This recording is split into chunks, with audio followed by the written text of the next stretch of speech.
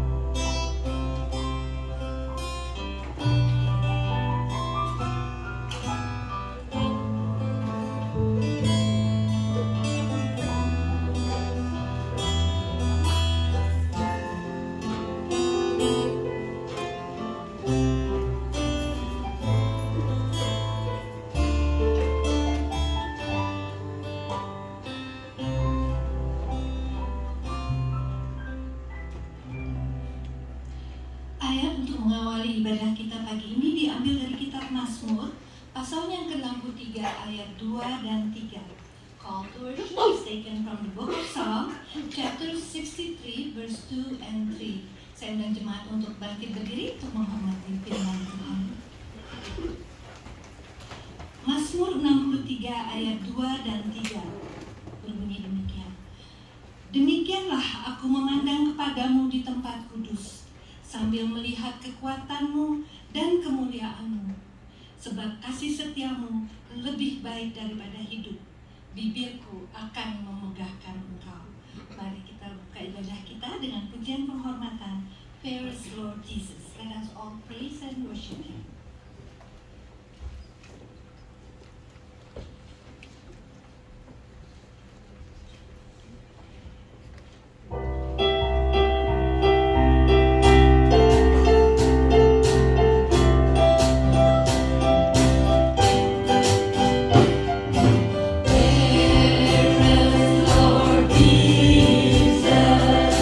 Ruler of all nature.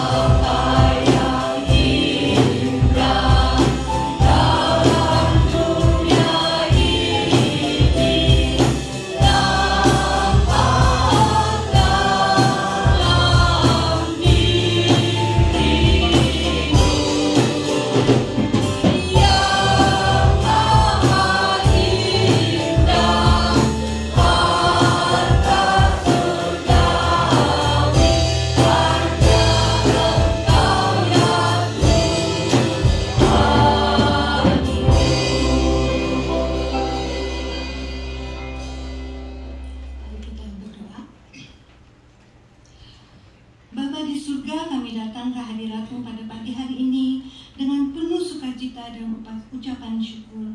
Our Heavenly Father, we come into Your presence today with a joyful and a grateful heart. Kami datang pagi ini untuk memuji dan menyembah-Mu. Kami bersyukur untuk kasih setia-Mu yang tiada berkesudahan. We come to praise and worship You, Lord, for Your everlasting love and Your faithfulness. Kiranya Engkau membuka hati dan pikiran kami, menguduskannya untuk dapat menerima firman-Mu ya Tuhan. May You open our heart and mind and sanctify it to receive Your word, Lord. Kiranya Roh Kudus memenuhi tempat ini, khususnya hati kami, dan memimpin kami untuk dapat lebih mengenal dan mengasihi-Mu Tuhan. May the Holy Spirit fill this place, especially in our heart, and guide us to know and to love You more, Lord. Berkati dan urati Pendeta Paul yang akan menyampaikan firman-Mu. Kiranya firman-Mu berbicara kepada kami dan mengubah hidup kami seturut dengan kehendak-Mu ya Bapa. Bless Pastor Paul who will deliver Your message. May Your word speak to our hearts and transforms our lives. Bapa di surga, kami berdoa untuk saudara-saudari kami yang tidak dapat hadir pada hari ini. Yang sakit Engkau jamah ya Tuhan, dan yang imannya mulai lemah Engkau kuatkan ya Tuhan. Father God, we pray for our brother and sister who cannot be present with us today. May You heal those who are ill and also strengthen those who are weak in their faith. Bapa, kami serahkan ibadah kami ini dalam tangan-Mu. Kiranya ibadah kami berkenan dan menyenangkan hati-Mu ya Tuhan. Father God, we lift up our service into Your hand, and may our worship be pleasing to You. In Jesus' precious name we pray and give thanks. Amen.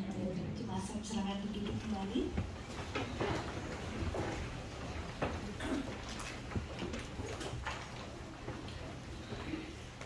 Berita pengharapan diambil dari kitab Yeremia, pasalnya yang ke-29 ayatnya yang ke-11. The words of hope is taken from the book of Jeremiah, chapter 29, verse 11. Saya rasa ayat ini sangat sudah terkenal gitu. Dan untuk saya pribadi sangat menguatkan hati saya dan memberikan pengharapan. This is one of my favorite verse. Silakan buka ayat kitabnya Yeremia 29 ayat yang ke-11. Kita akan membacanya bersama-sama. Yeremia 29 ayatnya yang ke-11. Sebab aku ini mengetahui rancangan-rancangan apa yang ada padaku mengenai kamu. Demikianlah firman Tuhan, yaitu rancangan damai sejahtera dan bukan rancangan kecelakaan, untuk memberikan kepadamu hari depan yang penuh harapan. Demikianlah firman Tuhan, sungguh harapan kita hanya pada Tuhan Yesus. Our only hope is in Jesus. Kita akan memuji Tuhan menyambut berita pengharapan ini dengan pujian, Aku masih punya Tuhan. Lagu ini lagu yang baru, mari kita belajar bersama-sama. Aku masih punya Tuhan.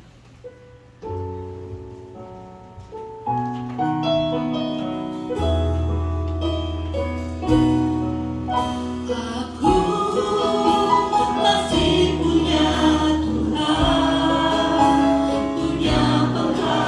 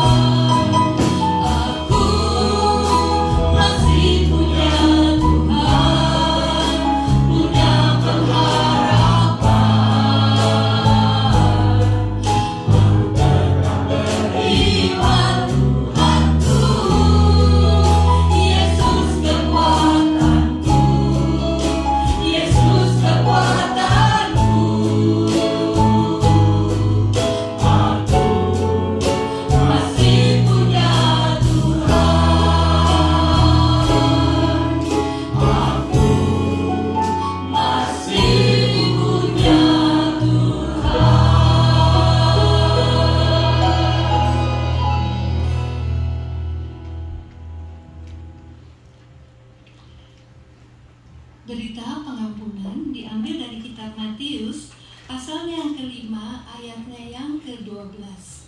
The words of forgiveness is taken from the book of Matthew, chapter 5, verse 12. Saya akan membacakannya, Matius 5 ayatnya yang ke-12. Bersukacita dan bergembiralah, karena upahmu besar di sorga, sebab demikian juga telah dianiaya nabi-nabi yang sebelum kamu. Demikianlah firman Tuhan. Mari kita sambut berita pengampunan dengan pujian Saat Ini Saat Indah. Yes, it is always beautiful when we are in His presence. Mari kita nyanyi pujikan lagi.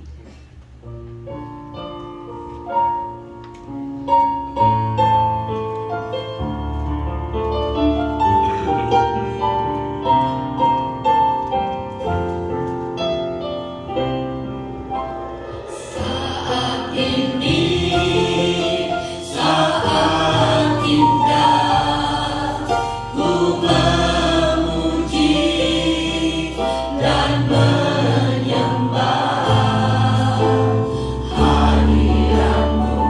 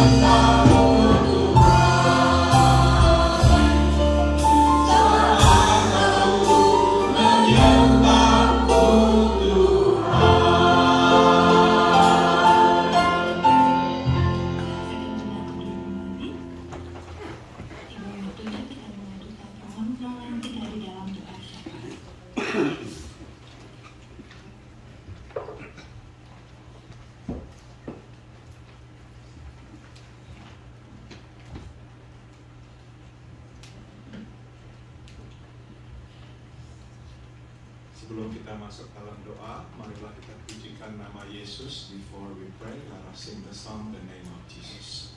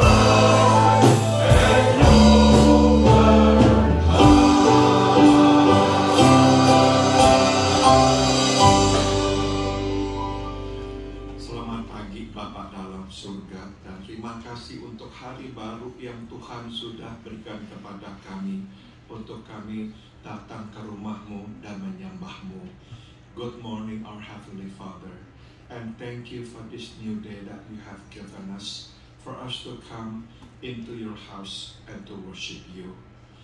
Kami berterima kasih kepadamu atas berkat demi berkat yang sudah Engkau curahkan bagi kami. We give you thanks, Father, for blessing after blessing that you have poured out upon us. Kami juga naikkan syukur kepadamu bahwa Engkau senantiasa memegang tangan kami, sehingga kami tidak berjalan sendirian di dalam hidup ini. We also give you thanks, Father, because you always hold our hands and you never let us walk alone. Kami pun datang kepadamu mengakui kami orang-orang berdosa. Kami sudah tahu kehendak-Mu, tapi kami tidak selalu melakukannya. We also come before you to confess that we are sinners. We knew what your will was, but we did not always obey you. Kami mohon Bapa, biarlah dengan darah-Mu Engkau kembali kuduskan kami, dan biarlah Engkau ampuni kami atas segala dosa-dosa kami. We pray, Father, may you with your blood wash us clean once again, and we pray, Father, may you forgive us of our sins. Kami pun datang kepadamu, menaikkan syukur bahwa hari ini Ci Devi bisa hadir di tengah kami, meskipun dia baru saja jatuh. Terima kasih Tuhan telah menopangnya. Heavenly Father, we give you thanks because today our sister Devi can be here with us to worship you. We thank you, Father, for sustaining her. So even though, yes, she fell, but Lord, she was not knocked out because you kept her safe in you. Biarlah Tuhan terus menguatkannya, menjaganya dari segala kecelakaan. We pray, may you continue to strengthen her and to protect her from any harms. Bapak, kami pun naikkan doa buat saudari kami Sandra dan juga Cik Julia. Kami mohon tumpangkanlah tangan-Mu atas mereka dan sembuhkanlah mereka. We also lift up our sister Sandra and Julia. May you place your hands upon them. May you touch them and may you heal them, Father. Kami juga naikkan doa buat saudari kami Andri, buat saudara kami Padi. Biarlah Engkau juga tumpangkan tangan atas mereka, beri mereka kekuatan dan sembuhkanlah mereka. We also lift up our sister Andri and our brother Padi. May you place your hands upon them. May you also strengthen them and continue to work and to heal them so that one day, Lord, they will be really healed. Kami juga naikkan doa buat Tante Elvir, buat Caitlin. Kami mohon biarlah Tuhan juga tumpangkan tangan, sembuhkan mereka supaya mereka tetap sehat. We pray, Father, for Tante Elvir and for Caitlin, the granddaughter of our brother Vincent. May you place your hands upon them. May you touch them. May you heal them, Father. Kami juga naikkan doa ya Bapa buat saudari Harry, saudara Anyau. Biarlah Engkau terus beri mereka kekuatan. We pray, Father, for our sister Harry and our brother Anyau. May you continue to strengthen them and to heal them. Kami naikkan doa juga ya Bapa buat saudari Stephanie dan saudara Mira. Biarlah Engkau juga sembuhkan dan terus beri mereka kesehatan.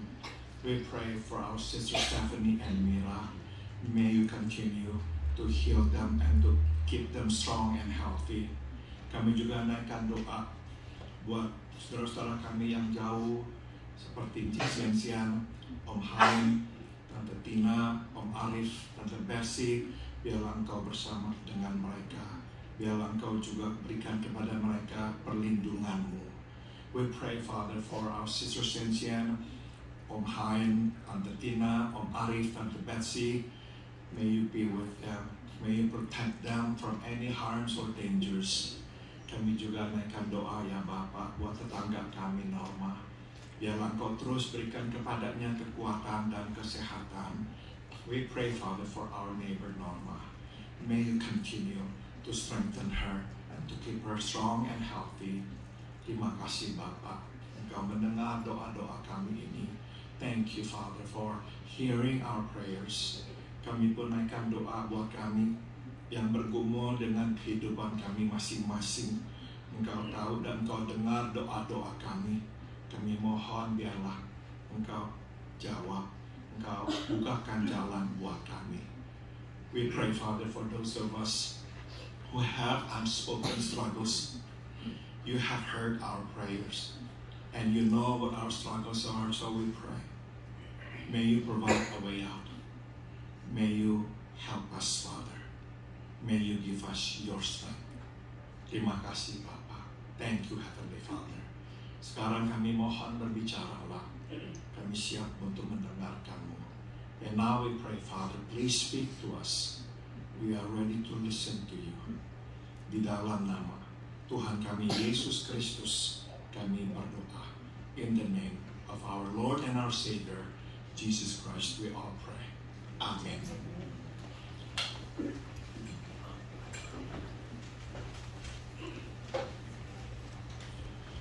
Marilah kita buka kitab 1 Korintus pasal 5. Please turn your Bible to the book of 1 Corinthians chapter 5. Kita membaca ayat 1 hingga ayat 5. And we are going to read from verse 1 to verse 5. 1 Korintus pasal 5 ayat 1 hingga 5. 1 Corinthians chapter 5 verse 1 to verse 5. Marilah kita bangkit berdiri untuk pembacaan firman Tuhan. Will you please stand for the reading of the scripture? Saya membaca ayat 1, saudara ayat 2, begitu seterusnya. I will read verse 1 and you will respond by reading verse 2 and so forth. Memang orang mendengar bahwa ada percabulan di antara kamu dan percabulan yang begitu rupa seperti yang tidak terdapat sekalipun di antara bangsa-bangsa yang tidak mengenal Allah. yaitu bahwa ada orang yang hidup dengan istri ayahnya. Sekalipun demikian, kamu sombong, tidaklah kamu patut kamu berduka-cita dan menjauhkan orang yang melakukan hal itu dari tengah-tengah kamu. Verse 3, sebab aku sekalipun secara badani tidak hadir, tapi secara rohani hadir. Aku sama seperti aku hadir, telah menjatuhkan hukuman atas dia yang telah melakukan hal yang semacam itu. Bila mana kita berkumpul dalam roh, sama-sama kuasa Yesus. Together, orang itu harus kita serahkan dalam nama Tuhan Yesus kepada iblis, sehingga binasa tubuhnya, agar rohnya diselamatkan pada hari Tuhan. Silakan duduk, you may be seated. Tema khotbah pada pagi hari ini adalah mengenal dosa kita dan mengenal juru selamat kita. The theme of today's message is knowing our sin and knowing our Savior. Saudara, dosa keangkuhan adalah dosa yang paling serius di antara semua dosa. The sin of pride is the most serious sin of all. Bukan saja dosa keangkuhan ini melahirkan dosa-dosa lain, tapi dosa keangkuhan ini menutupi dosa-dosa lain. You see, not only does it give birth to other sins, but it also covers up other sins. Nah, sebagaimana telah kita lihat, dosa kesombongan melahirkan perpecahan di gereja di Korintus. As we have seen, the sin of pride gave birth to the divisions in the church in Corinth.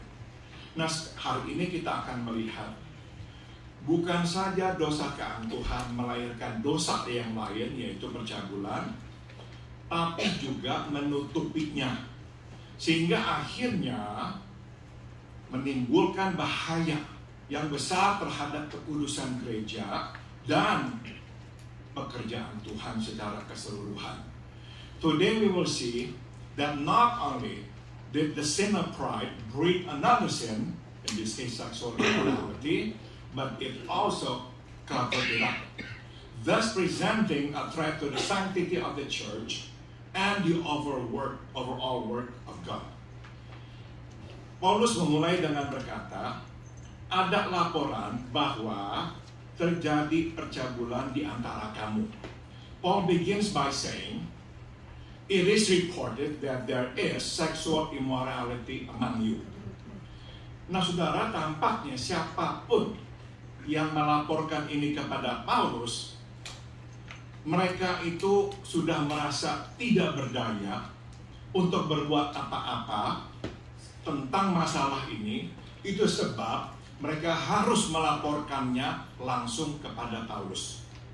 You see, whoever they are who report this to Paul, they obviously feel so helpless to do anything about this problem that they have to go to Paul.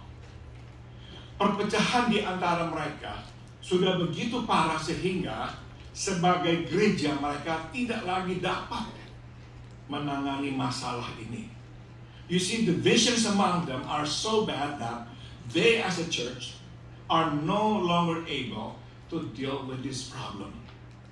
Nah, saudara, yang memperburuk adalah jemaat di gereja tampaknya tidak lagi mempunyai kepercayaan pada kepemimpinan di gereja untuk menangani masalah ini. And to make matters worse, people in the church no longer have confidence in the leadership of the church to handle this matter. Mereka telah mencoba, tapi sia-sia. They have tried to no avail, atau mereka mungkin sudah tidak lagi mau membahas atau menangani masalah ini, membawakannya kepada pimpinan di gereja karena mereka tahu percuma. Or they do not even bother to try to talk to the leadership at church because they know it will not go anywhere. Itu sebab pada akhirnya mereka memutuskan untuk pergi dan melaporkan ini kepada Paulus. So in the end they decide to go straight to Paul for help. Nah, mari kita berhenti sejenak dan memetik satu pelajaran yang penting di sini. Let us pause and glean an important lesson here. Kita yang ditempatkan di posisi pimpinan mesti berfungsi dengan semestinya. We who are in the role of leadership must function as we should.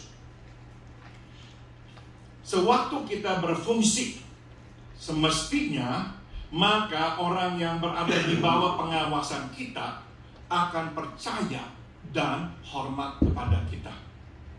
You see, it is when we function properly that those under our care will trust us and respect us. Sebaliknya, bila kita tidak berfungsi, maka orang yang ada di bawah pengawasan kita tidak akan percaya dan menghormati kita. Conversely, if we do not function, those under our care will not trust and respect us. Akhirnya apa yang terjadi? Kekacauan. It results in chaos. Saudara, selalu ada godaan untuk bersembunyi di balik orang sewaktu kita harus menunaikan tugas kepemimpinan yang tidak enak untuk dilakukan, yang itu menjatuhkan disiplin. There is a temptation to hide behind somebody when it comes to doing the challenging work of leadership, which is disciplining somebody. Suatu saya masih mengajar di sekolah Alkitab, manakala saya harus mendisiplin seorang mahasiswa, saya akan memberitahukannya bahwa saya akan melaporkan perbuatannya itu kepada dewan dosen. When I was still teaching in the Bible school, whenever I wanted to discipline a student, I would also tell him that I would report what it was he had done to the faculty. Dan saya pun akan memberitahukan dia rekomendasi yang akan saya ajukan. And I would also tell him the recommendation that I would make. Jadi bila saya akan merekomendasikan supaya dia diskors, saya akan beritahukan dia. So if I would recommend that he be suspended, I would tell him. Bila saya akan merekomendasikan agar dia dikeluarkan, saya pun akan memberitahukannya. If I would recommend that he be expelled, I would tell him too. Saya tidak mau bersembunyi di balik keputusan dewan dosen untuk menyelamatkan saya dari kebencian atau kemarahannya kepada saya. You see, I would not hide behind the faculty's decision to save myself from his wrath. Saudara, kita mesti memimpin bukan saja dengan memberi arah, tapi juga dengan memberi contoh. We must lead not only by giving directions, but also by giving examples. Saudara, saya dengan sengaja menayangkan gambar mantan Presiden Amerika Serikat yang bernama Jimmy Carter. Yeah, I purposely have the picture of former President Jimmy Carter on the screen.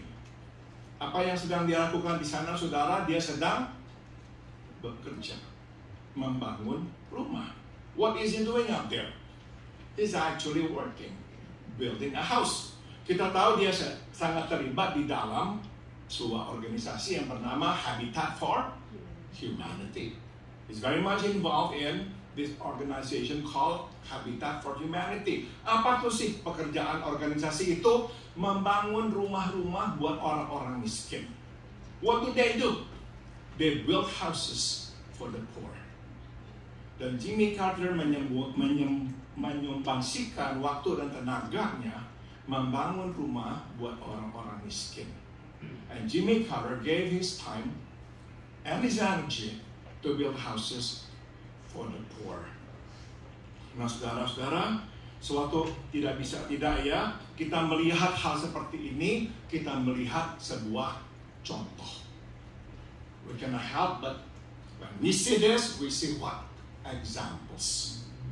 So a leader lead not only by giving directions, but also by giving examples.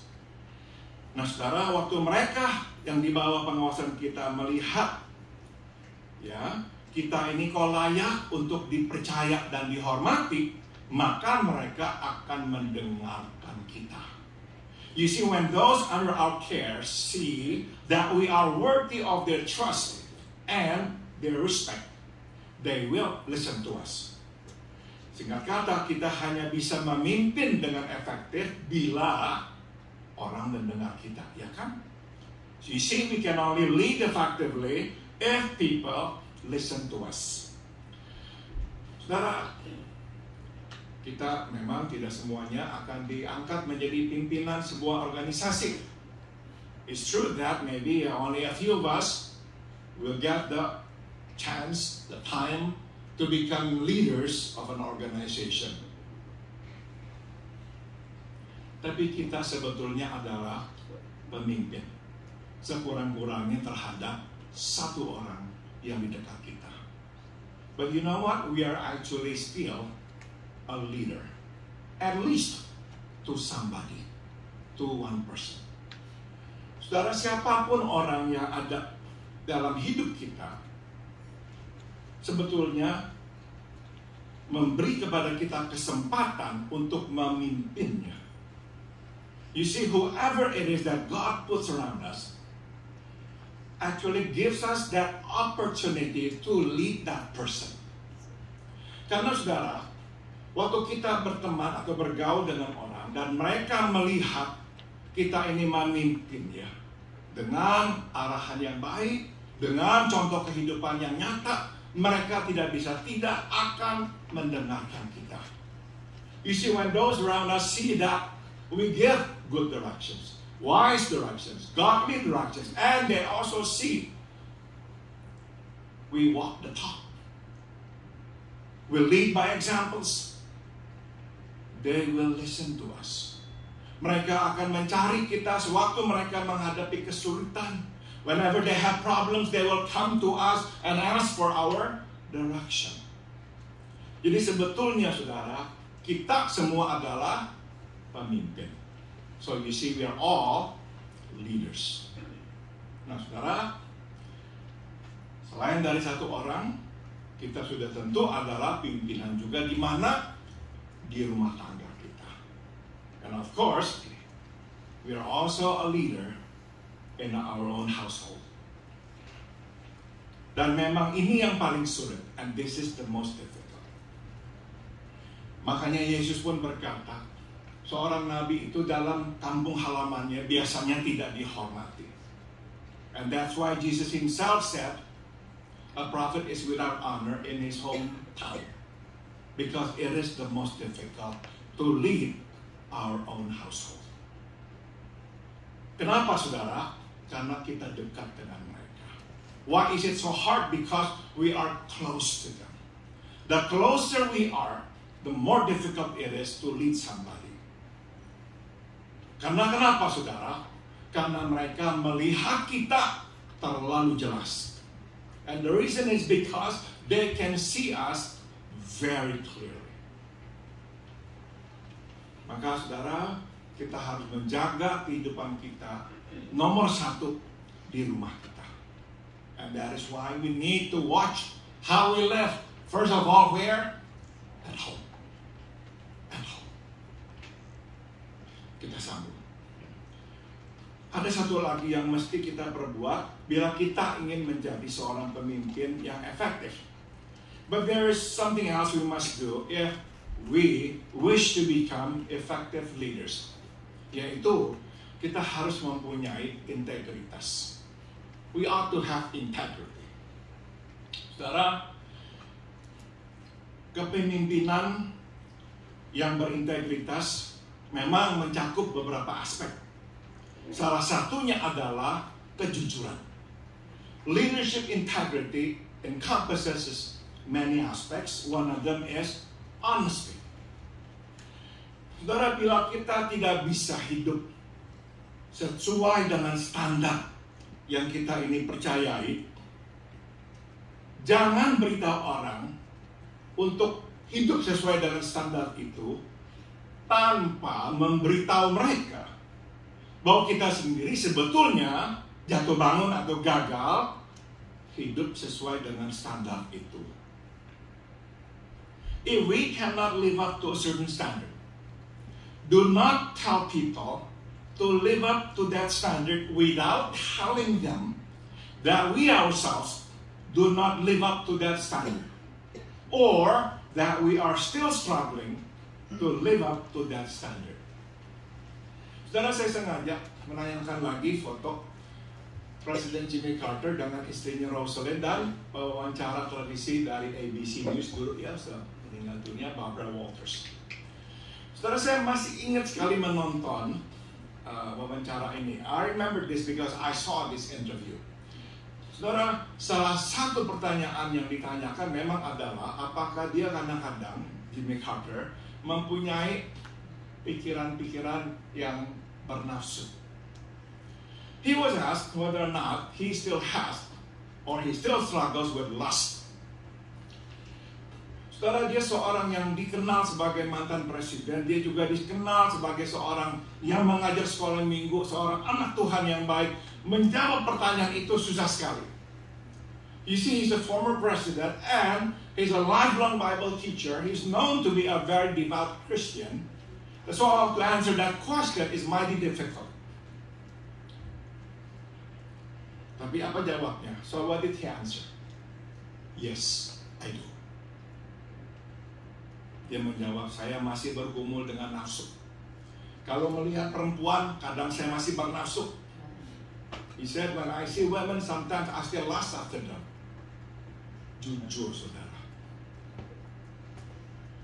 Mereka baru saja menulis buku bersama-sama. They just wrote a book together, Jimmy Carter and his wife Rosalind. Dan ditanya, apakah kamu akan menulis buku lagi berduaan? Dua-duanya langsung menjawab, tidak akan. When they were asked, will you ever write another book together? Because you wrote a book together. Will you write another book together? Both of them said right away, no. Why? We fight all the time. Jujur. Jujur.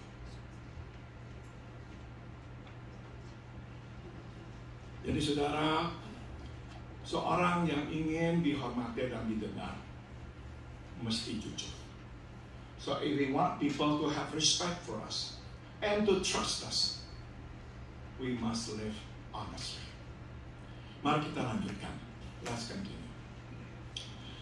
Paulus menyebut masalah imoralitas yang dilakukan oleh seseorang di gereja di Korintus.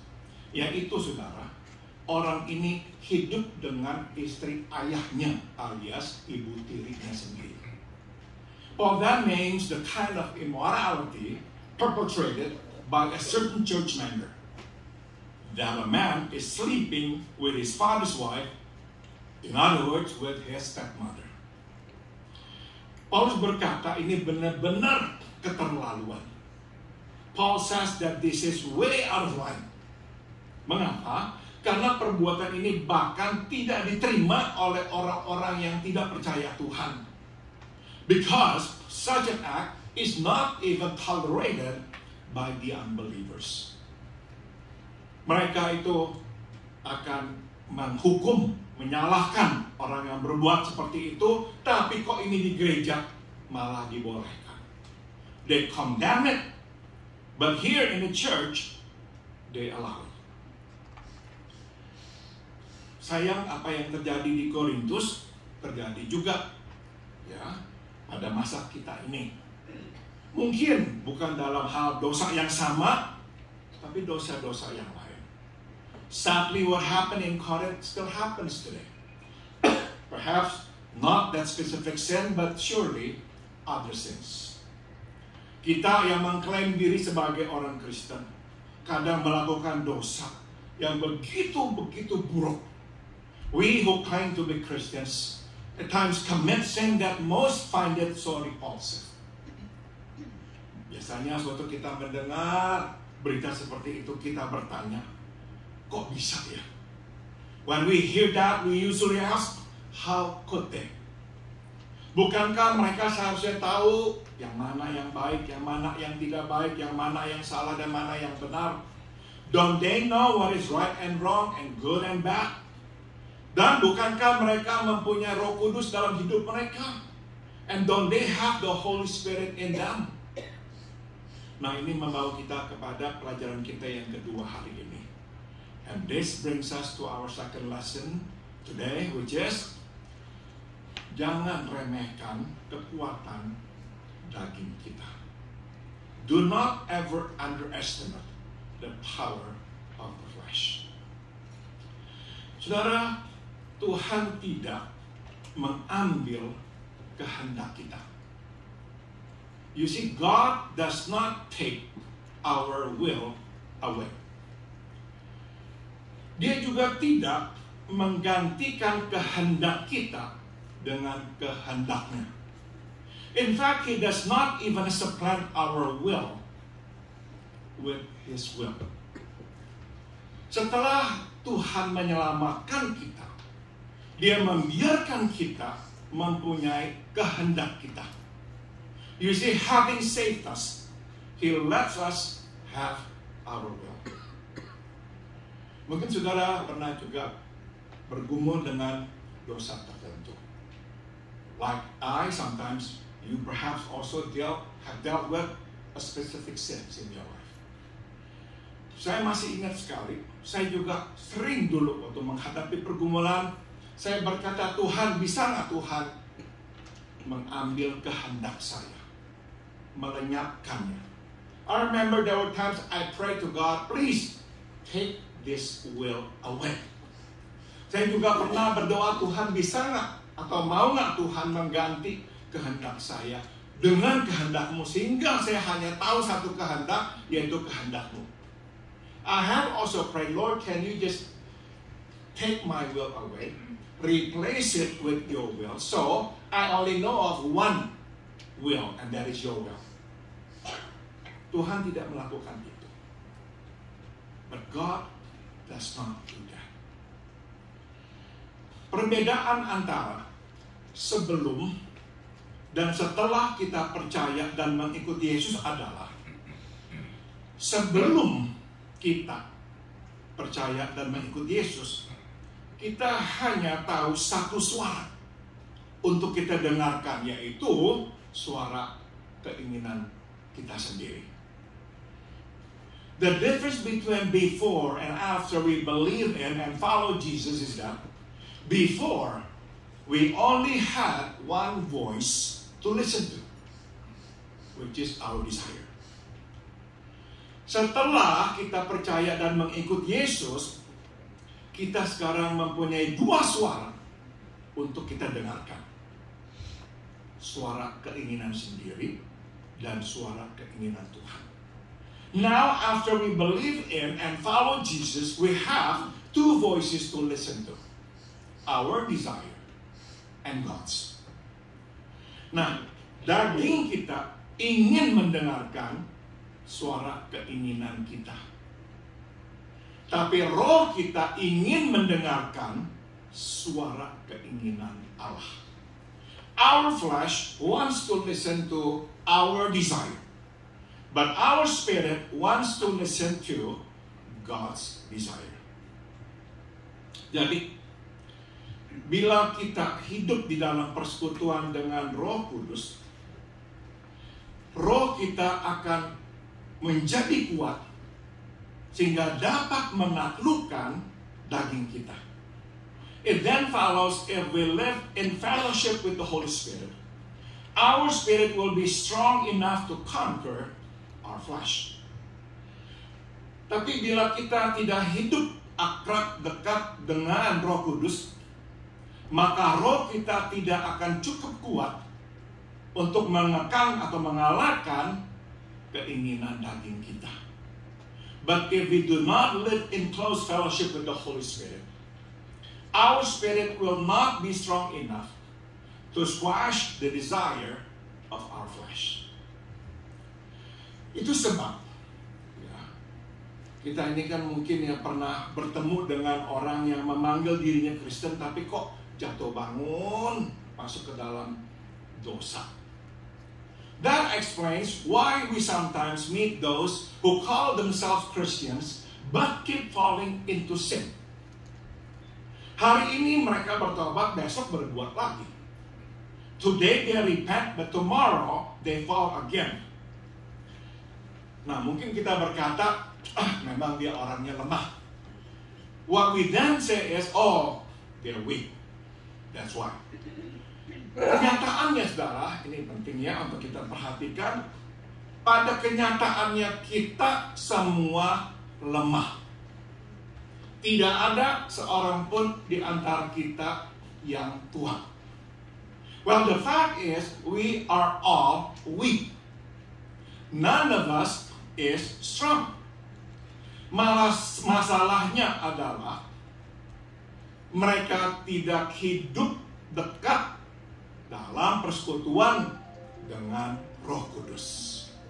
The problem lies in their not living in fellowship with the Holy Spirit. Jadi sekali lagi, saudara, jangan kita ini meremehkan kekuatan daging kita. So once again, do not ever underestimate the power of the flesh. Saudara, daging kita masih ada di sini. Ya, our flesh is still here. Dan kekuatan daging kita ini sama besarnya sekarang seperti sebelum kita percaya dan mengikut Yesus. And the strength of our flesh is as powerful as it was before we believe in and follow Jesus. Jadi kenyataan kita kok tidak jatuh ke dalam dosa sesering itu bukan dikarenakan kita kuat. Ya, the fact that we do not fall into sin is not because we are now strong. Atau, oh sekarang daging kita yang sudah melemah. Or we say, oh because our flesh is now weak. Or at least getting weaker. Tidak, saudara. No. Sebetulnya kita sama lemahnya. Seperti sebelumnya. Dan daging kita sama kuatnya seperti sebelumnya. We are as weak as before, and our flesh is as strong as it was before. Namun bila kita hidup di dalam persekutuan dengan Roh Kudus, maka roh kita akan dapat mengekang keinginan daging kita. But if we live in fellowship with the Holy Spirit, our spirit will be able to rein in the desire of our flesh. Jadi sering-seringlah berbicara dengan Tuhan. Dan sering-seringlah mendengarkannya. So talk to God. Listen to Him. Bacalah firman-Nya. Read His Word. Dan kenalah Dia. Serta terapkanlah perintahnya sebaik-baiknya. Get to know Him and apply His word, His command to the best of our ability. Nah, saudara, itulah sumber kekuatan kita. That is where our strength is from. Saudara, bila kita bicara dengan orang yang baru jatuh ke dalam dosa, saudara, hampir dapat dipastikan mereka akan berkata, akhir-akhir ini memang saya sudah jauh dari Tuhan. You see, if you talk to somebody who just fell into sin, almost always, they will say something like this. You know what? I must admit, lately, I have been far from God. Saudara, sering kali itu tuh menjadi awalnya. So you see, that's the beginning. Kita jauh dari Tuhan. Karena kita jauh dari Tuhan, maka kita lemah. Karena kita lemah, maka daging kita akhirnya menguasai kita. Because we are far from God, we become weaker. And because now we are weak, our flesh takes over. Nah, jadi jalan dekat dengan Roh Kudus. So walk closely with the Holy Spirit. Mari kita lanjutkan. Yang mengganggu Paulus tentang masalah ini adalah, saudara, bukan saja orang ini melakukan dosa yang memalukan ini, tapi juga kok gereja tidak berbuat apa-apa. What bothers Paul about this whole thing is that not only that this man is committing this shameful sin, but also the church doesn't do anything about it. Mereka ini kok bangga, sombong, terlalu sombong untuk mengakui adanya dosa ini di kalangan mereka. You see, they are too proud to admit to the reality that there is this sin among them. Jadi saudara, kita lihat ya, dosa keangkuhan melahirkan dosa-dosa yang lain, seperti perpecahan, percabulan. Tapi tidak berhenti di situ, dosa keangkuhan malah menutupi dosa-dosa lain. So you see, the sin of pride breeds other sins, such as divisions and immorality in the church in Corinth. But it does not stop there. The sin of pride also covers up other sins. Mereka terlalu sombong untuk mengakui adanya dosa yang memalukan ini. They are too proud to admit to this shameful sin. Jadi mereka lebih mau menutupinya. That they had rather sweep it under a rug. Mereka tidak mau melihatnya, apalagi membicarakannya. They don't want to see it, let alone talk about it. Pada akhirnya dosa merajalela di tengah-tengah mereka. In the end, sins run wild among them. Nah, jadi inilah pelajaran yang ketiga yang bisa kita petik. Here's then the third lesson we can glean. Keangkuhan tidak hanya menghalangi kita melihat Tuhan. Keangkuhan juga menghalangi kita melihat diri sendiri. Pride does not only stop us from looking to God, it also stops us from looking to self. Kesombongan menghalangi mata kita melihat diri kita apa adanya. Pride blocks our eyes from seeing us just as we are. Kita menolak melihat bagian diri kita yang kelam. We refuse to see our dark side. Kita lebih mau menyembunyikannya atau menyangkalinya. We'd rather hide it or deny it.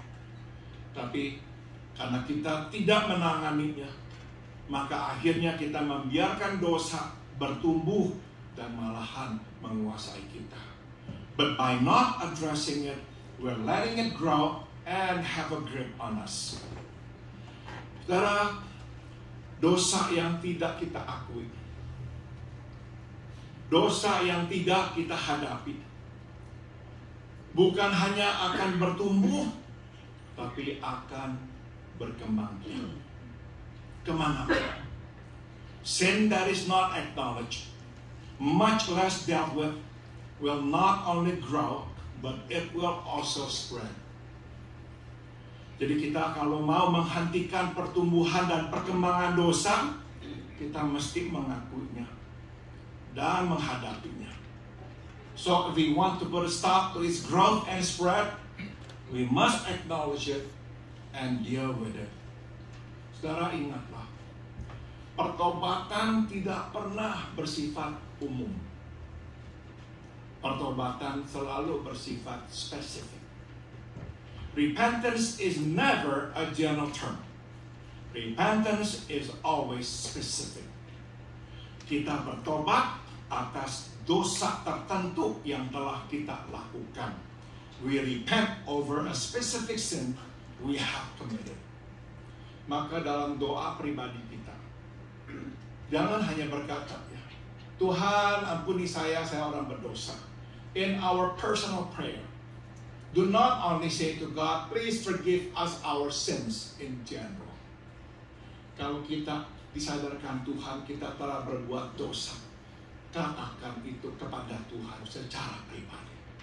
If the Holy Spirit convicts us of our sin, shows us what we have done that is not pleasing to Him. When we come to Him in prayer, we must mention it to Him specifically.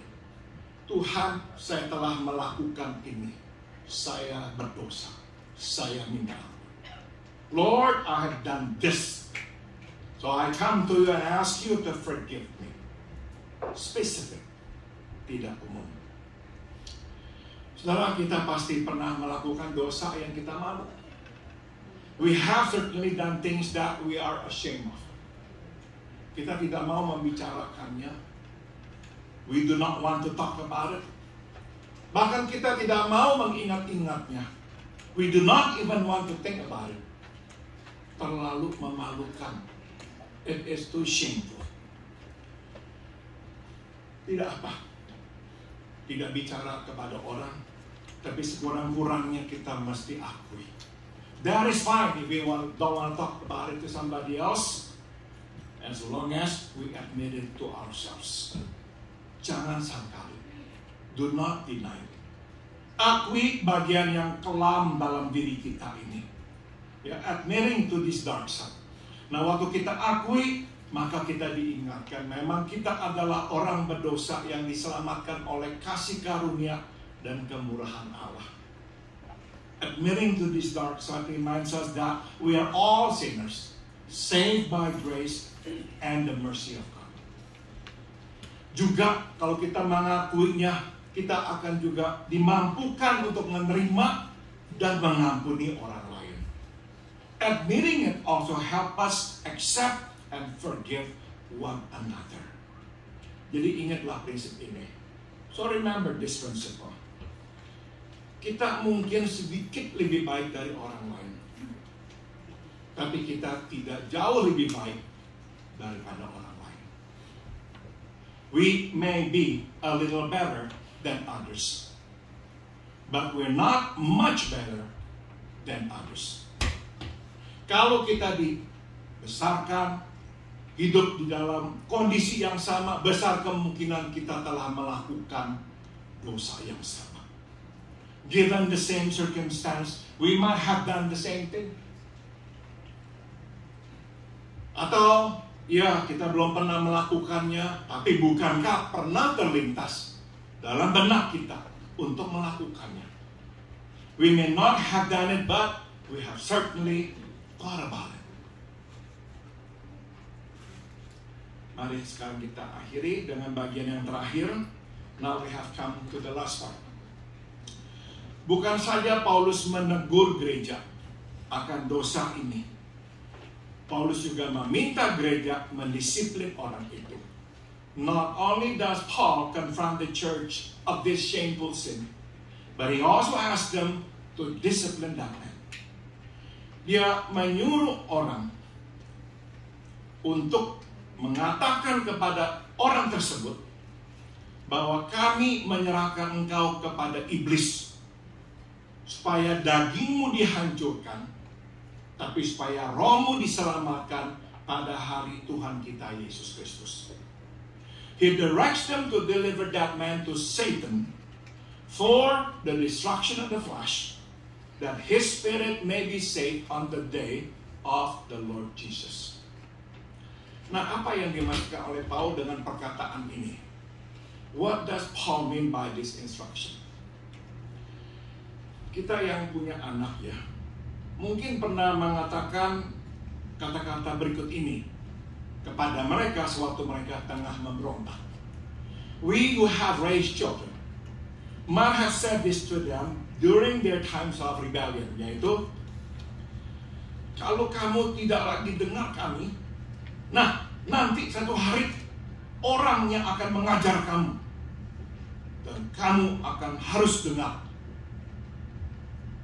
We say to them, well, if you don't listen to us anymore, one of these days others will teach you and you will be forced to listen to them.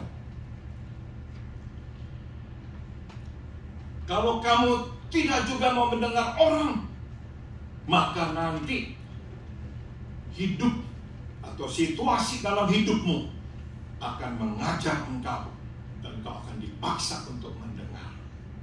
if you still do not want to listen to others, life circumstances will teach you, and you will be forced to listen. Saudara, sewaktu kita mengatakan itu, sudah tentu ya, kita ini tidak berharap bahwa anak kita itu akan mengalami sesuatu yang sungguh-sungguh buruk. Ya. By saying that, we of course do not wish our children bad. Dan sudah tentu kita tidak ingin anak kita itu dihancurkan oleh orang atau oleh situasi kehidupan. And we certainly do not want them to be destroyed either by others or by life circumstances. Nah, tapi ini yang kita sebetulnya inginkan. What we do wish though is this. Mereka akan menderita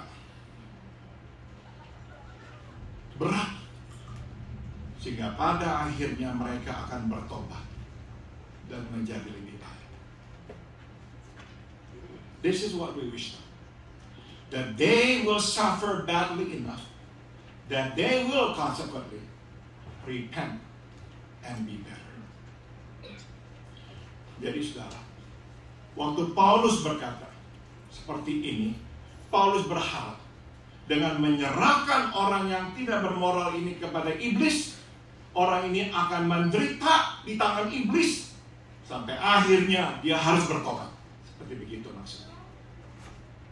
So Paul hopes by delivering this immoral man to Satan, this man will suffer badly enough in the hands of Satan that in the end he will repent. Seolah-olah cara lain udah tidak bisa lagi. Orang ini benar-benar udah gak bisa lagi dengar. Other methods of discipline do not work anymore because this man is almost beyond repair. Satu-satunya cara adalah menyerahkannya ke tangan iblis yang sudah dilayaninya supaya iblis mencabik-cabiknya. The only alternative is then to deliver him to Satan, whom he serves, to rip him apart. Ada waktu Tuhan mengizinkan kemalangan terjadi supaya kita bertobat. There are times God permits misfortune to happen, so we will repent. Ada kalanya Tuhan mengizinkan iblis menyerang kita supaya kita bertobat. There are also times that God allows Satan to attack us, so we will repent. Saudara, jiwa kita begitu berharga di mata Tuhan sehingga untuk menyelamatkan kita, Dia akan mengizinkan, membiarkan kita dihancurkan. You see, our souls are so precious to God that to save us, He will allow us to be destroyed. Nah, itulah konteks dan tujuan dari peringatan yang Tuhan Yesus berikan. That is the context and the purpose of the warning given by Jesus our Lord. So if your hand or foot causes you to sin, cut it off and throw it away. It is better to enter eternal life with only one hand or one foot than to be thrown into eternal life with both of your hands and feet. Bila matamu menyebabkan engkau berdosa, cungkil keluar dan buanglah. And if your eye causes you to sin, gouge it out and throw it away. Lebih baik masuk ke dalam hidup yang kekal dengan satu mata daripada punya dua mata tapi dibuang ke neraka. It is better to enter eternal life with only one eye than to have two eyes and be thrown into the hell, the fire of hell. Tuhan tidak kejam. Sebaliknya, Dia baik dan penuh kemurahan. God is not cruel. On the contrary, He is kind and merciful. Dia begitu sayang kepada kita sehingga Dia tidak mau kita ini musnah. He cares for us so much that He does not want us to perish. Untuk menyelamatkan kita, Kita yang sudah susah lah untuk diberitahu lagi, hati kita sudah begitu keras, Tuhan terpaksa menggunakan cara-cara yang tidak lazim to save us, who are so difficult to deal with and whose hearts are so hardened. He must use unconventional methods. Saya membaca sebuah buku kesaksian seorang ibu. Dia menulis buku itu dengan putranya sebetulnya. Once I read this book written by a woman, a mother, and she wrote that book with her son. Mereka orang Asian American, saudara. Anaknya ini sedang dalam proses menjadi orang yang berhasil di dalam dunia kesehatan. Her son was on his way to become like a success in the field of health. Sekolah di sekolah yang baik dan sebagainya, saudara. Tapi kemudian anak ini terlibat di dalam penyalahgunaan obat. But then her son got involved in drugs abuse. Bukan hanya memakai obat, akhirnya jual beli obat, saudara-saudara. Not only he consumed drugs, he also sold drugs. Anak ini sedang dalam program kedokteran. He was told, at the time he was actually in either medical school or dentistry school. Akhirnya saudara berantakan semuanya, tidak bisa lagi sekolah. In the end he quit school dan hidup sebagai pengguna narkoba, jual beli narkoba. And he lived as a drug user and drug dealer. Mamanya ngomong, ingatkan dia, nggak pernah mau dengar. The mother talked to him, warned him, reminded him. He never listened to her. Mamanya berdoa setiap hari. Every day his mom prayed for him. Akhirnya, saudara, mamanya berdoa begini. Tuhan, biar anak ini Engkau hajar sehingga dia hancur, supaya dia bertobat. In the end, his mom's prayed this prayer to God.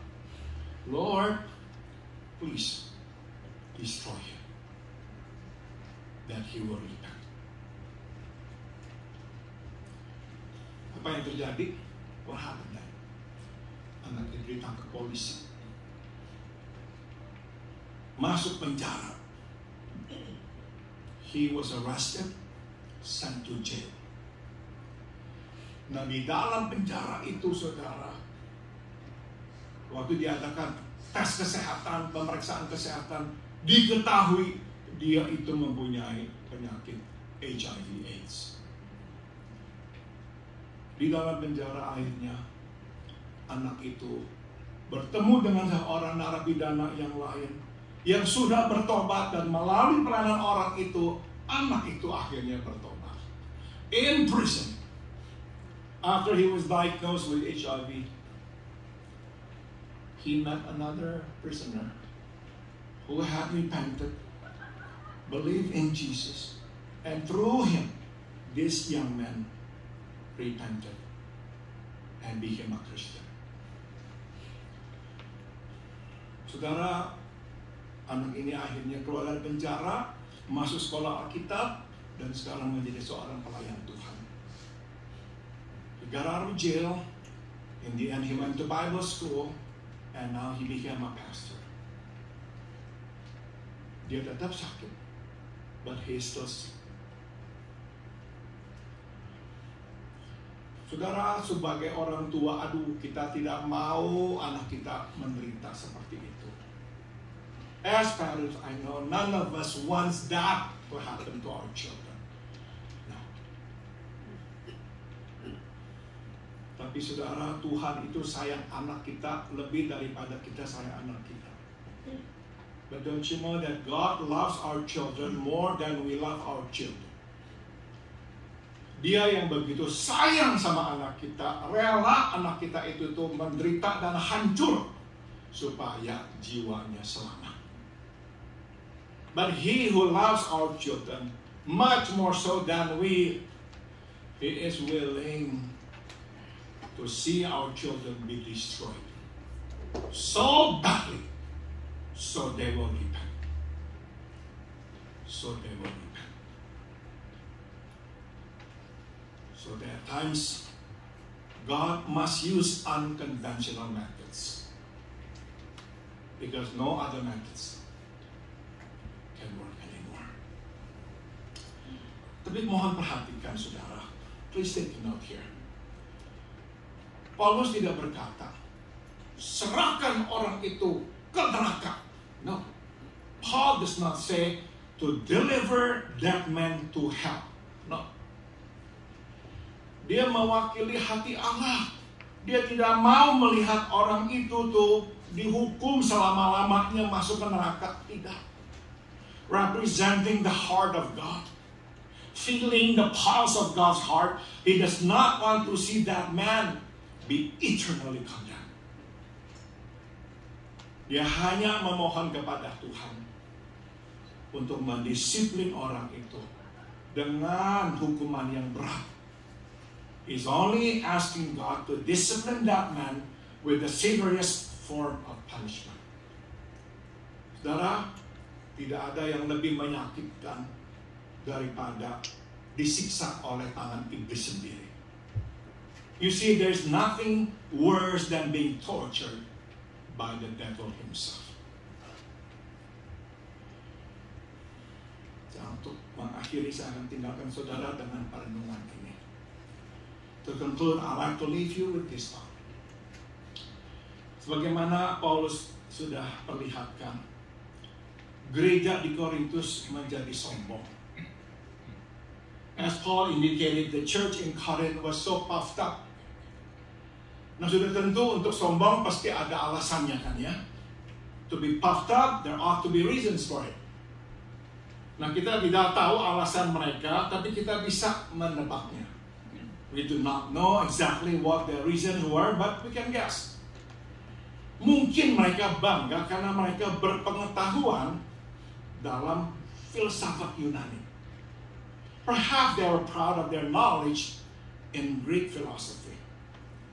Atau mereka bangga karena Tuhan telah memberikan karunia Roh Kudus secara berlimpah kepada mereka. Or they're proud of the fact that God gave them the gift of the Spirit in abundance. Apapun dasar kebanggaan mereka, mereka anggap itu adalah kesuksesan. Whatever they were considered success. Sering memang, sukses adalah alasan kenapa kita ini bangga. Yes, success is often the reason for pride. Dwight L. Moody, pemberita Injil Amerika di abad ke-19, mengingatkan kita. Dwight L. Moody, the 19th century American evangelist, warns us. Our greatest fear should not be of failure, but of succeeding at something that doesn't really matter.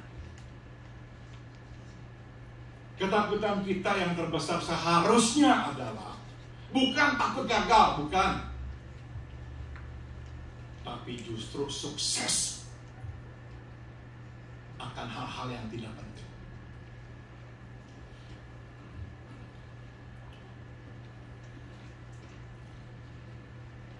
Gereja di Korintus berbangga atas hal-hal yang tidak penting.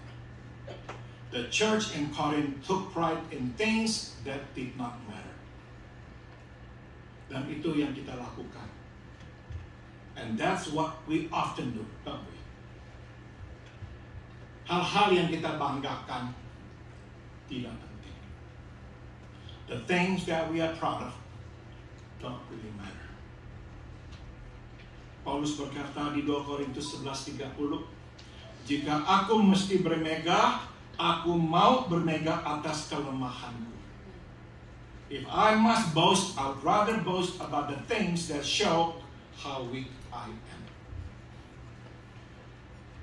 Mengenal kelemahan kita penting. Karena mengenal kelemahan kita mengajarkan kita tentang kegagalan kita dan mendorong kita bergantung pada Allah, bukan pada kekuatan sendiri. Knowing our weakness matters. It teaches us about our failures and encourages us to rely on God, not on our strength. Di Galatia 6:14 Paulus juga menasihati kita. In Galatians 6:14 Paul exhorts us, tapi aku sekali-kali tidak mau bermegah selain dalam salib Tuhan kita Yesus Kristus. As for me, may I never boast about anything except the cross of our Lord Jesus Christ. Mengenal salib Yesus penting, karena itu adalah keselamatan kita. Knowing the cross matters because it is our salvation.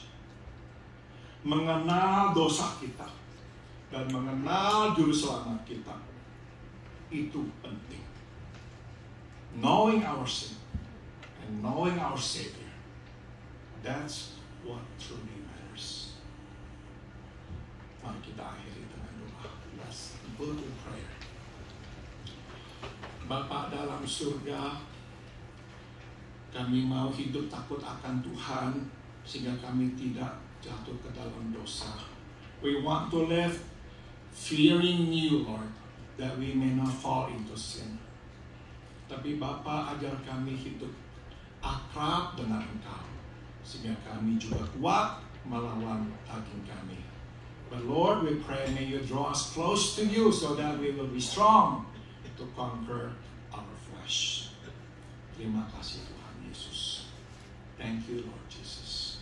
Dalam nama-Mu yang kudus kami berdoa. In your holy name we all pray. Amen. Andre, let's sing. Selamat pagi Bapa. Selamat pagi Yesus. Selamat pagi Roh Kudus. Terima kasih atas anugerah-Mu.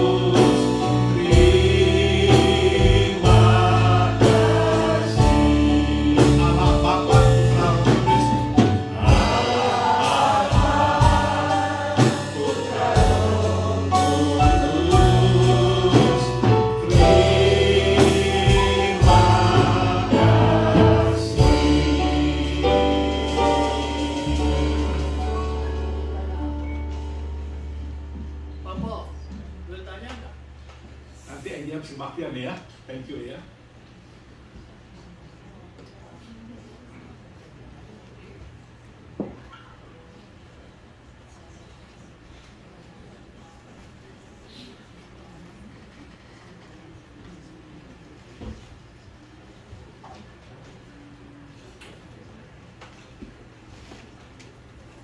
Terima kasih Pak Paul untuk firman-Nya. Marilah kita semua dapat hidup bersekutu dengan Roh Kudus, karena hanya itulah kekuatan kita agar kita tidak jatuh di dalam dosa. Let us all live in a fellowship with the Holy Spirit. That is our strength, so we not fall in sin. Dan satu lagi, apabila kita ingin tahu bagaimana sifat seseorang, tanya orang-orang rumahnya ya. Tapi jangan tanya-tanya tentang saya sama suami ya. Oke, mari kita sambut firman Tuhan dengan pujian bagi Yesus kuserahkan. Saya undang jemaat untuk bangkit berdiri.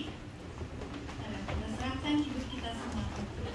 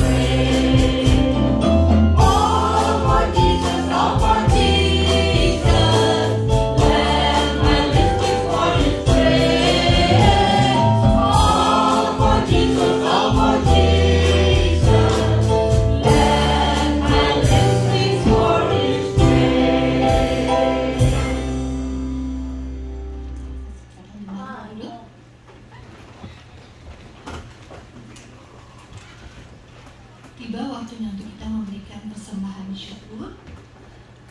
Saya undang para petugas untuk depan.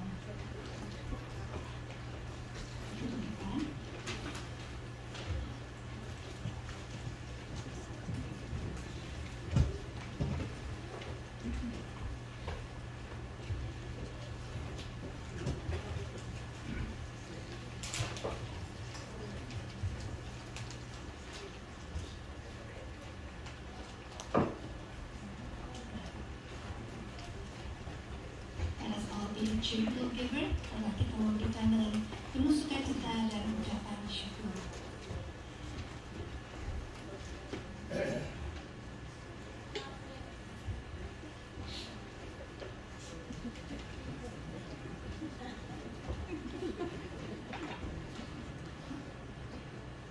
Saya meminta kesediaan bubuk kopi untuk berdoa.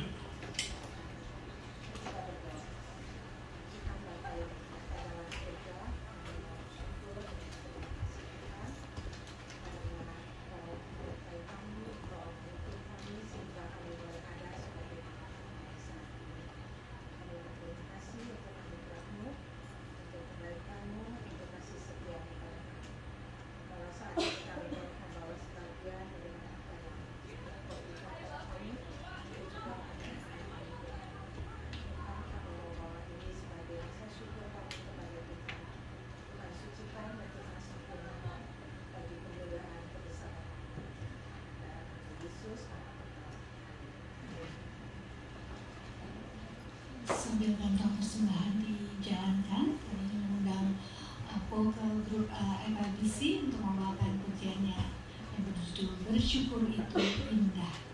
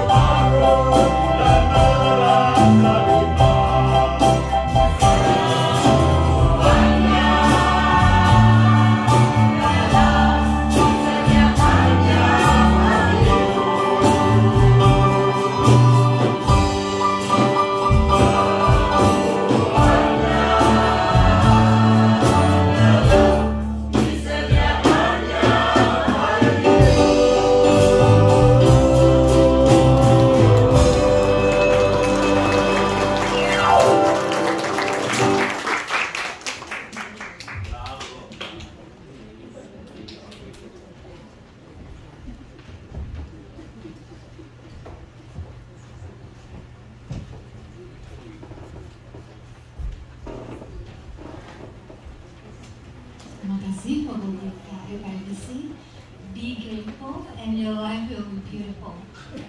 Pesannya. Kita masih dalam atmosfer suasana 4th of July. We're still in the 4th of July atmosphere, so I would like to invite Tante Anne to worship and dance. And juga America the Beautiful.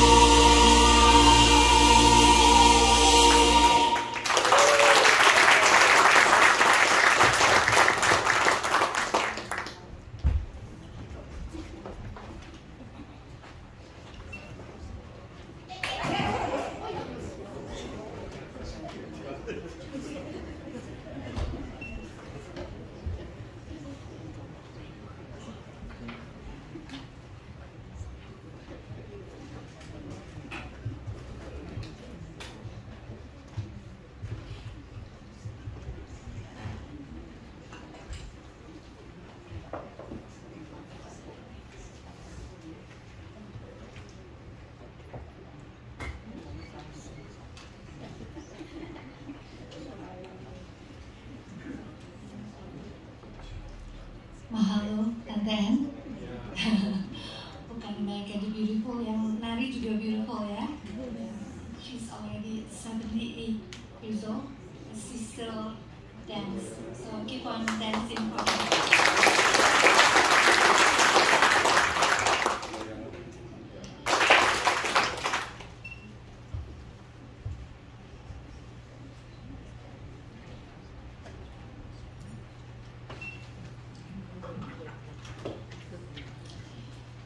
Tuhan, gereja kita diberi kesempatan untuk mendukung para missionaries. Praise the Lord that we can support, our church can support all the missionaries. Johnny and saya tahu Johnny that from 14 years ago, and also here David Brandon is here too. Ya, mari kita terus doakan para missionaries karena mereka ada di front line. Mari kita akhiri ibadah kita dengan pujian penyerahan, janji yang manis. Mari saya undang jemaat untuk bangkit berdiri. Kita terus pegang akan janji Tuhan yang Dia tidak akan melupakan kita, tidak akan meninggalkan kita. Hold on to this promise, for He will never forget us or leave us. Mari kita puji dengan penuh sukacita.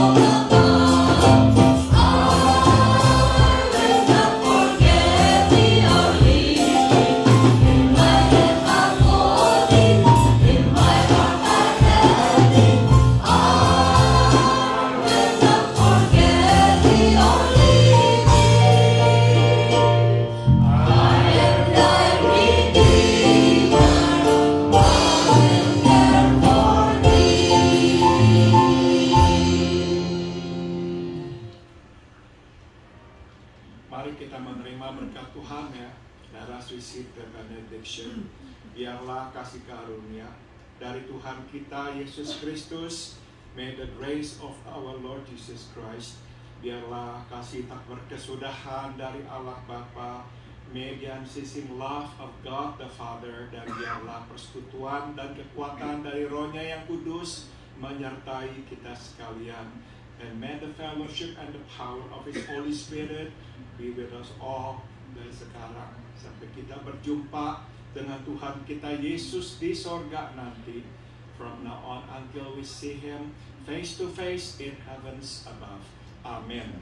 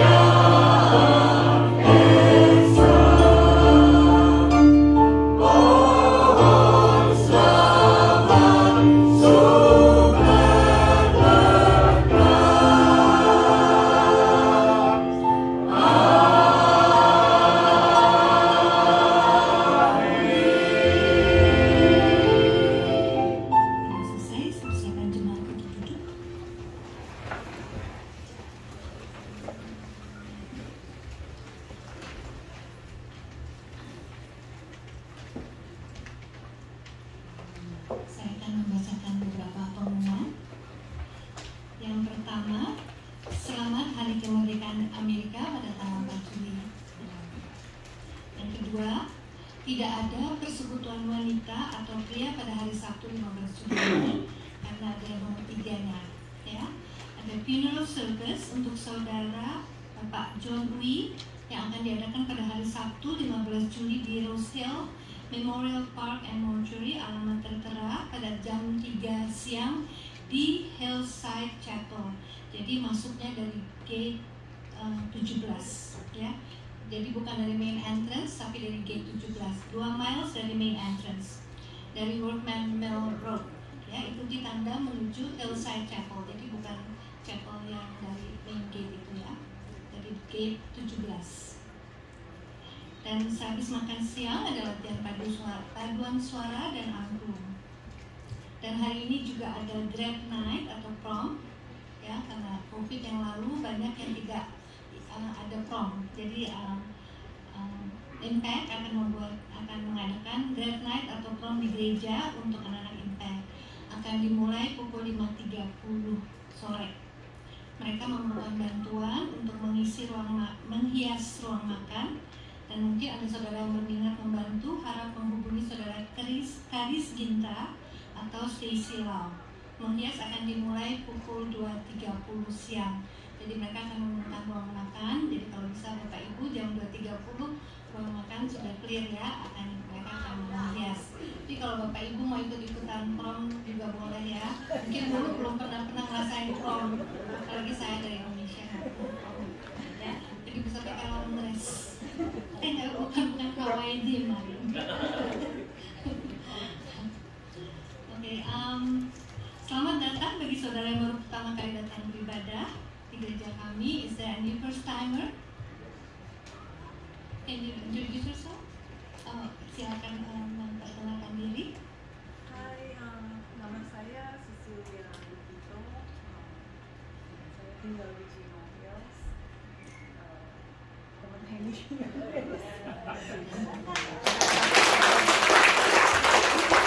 Maaf tadi ngadepnya ke belakang jadi nggak kedengeran namanya. Cecilia, oke, bukan Cecilia. Kalau belum ada atau tempat untuk berbakti, silakan datang di dalamnya. Oke, ada lagi wajah-wajah, semuanya wajah-wajah lama.